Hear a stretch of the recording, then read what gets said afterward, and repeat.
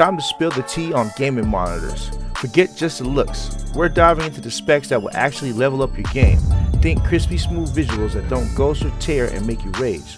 We're demystifying all those confusing terms like refresh rate, response time, and panel type, plus the whole G-Sync and FreeSync drama, so you can finally get what all the hype is about and pick the right one. First, we're going to tackle refresh rate. Think of your monitor like a flip book. Each page is a frame, and the refresh rate is how many of those pages your monitor can flip through per second. It's measured in Hertz, or Hz. So a 60 Hz monitor can show you 60 new images per second. A 144 Hz monitor, that's 144 new pages per second. And some, like the Samsung Odyssey G7 or the Asus ROG Swift PG279QM, hit a blistering 240 Hz. And 240, that's crazy. Okay, so what's the actual T for gaming? Picture this, you're in a chaotic shooter, like maybe Call of Duty or Fortnite or Battlefield. A high refresh rate means the action is buttery smooth. You can actually track enemies without them turning into a blurry mess, your aim feels way more snappy, and the whole game just stops looking so janky. It's that classic 30 FPS versus 60 FPS glow up. Once you experience it, there's no going back. For any competitive game where every millisecond is clutch, this is a total game changer. Next up, response time. And no cap, this is a completely different beast from refresh rate. Think of it as a pixel's reaction speed. If that speed is slow, your screen gets cursed with what's known as ghosting, which is that smeary after image that follows players around. It's super distracting and will throw you off your whole game. A fast response time like 1 millisecond or less is clutch for keeping the picture sharp and blur free in a chaotic fight. Then you've got the absolute units like the Alienware AW3423DWF with its 0.1 millisecond response time. That's practically light speed. So get those ghosts out of here. Alright, let's talk about panel types. Think of this as a choose your fighter for your screen's tech. The main three you'll see are IPS, VA, and OLED, and each one has a different vibe. IPS stands for in-plane switching. These are the all-rounders, famous for the amazing colors and wide viewing angles. Your game will look fire even when you're watching your friend play from the side.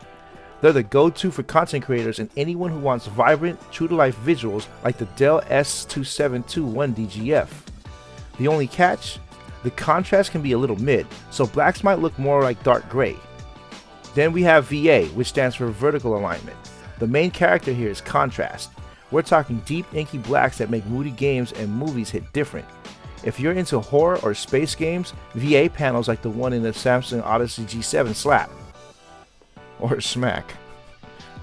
The trade-off is that colors can look washed out if you're not sitting right in front of it, and older ones had some cringe ghosting issues, though new ones are way better.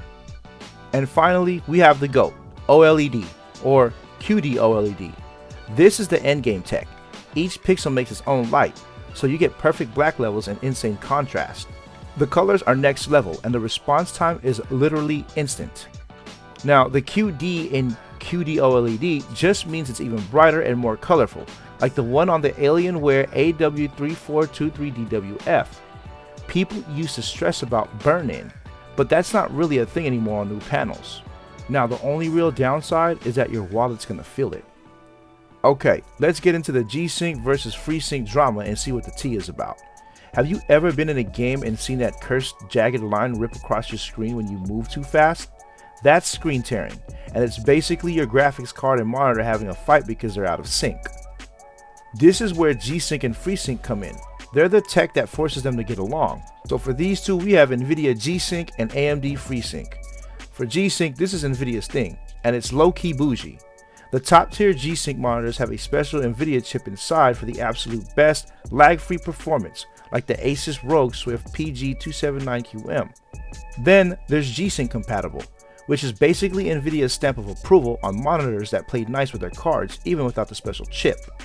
Now for AMD FreeSync, this is AMD's open source answer, so it's on way more monitors and usually doesn't jack up the price. It also has level ups like FreeSync Premium and Premium Pro that add features to keep things smooth even when your FPS tanks and to make HDR content pop. Most non-NVIDIA exclusive monitors like the Alienware AW3423DWF understands the assignment.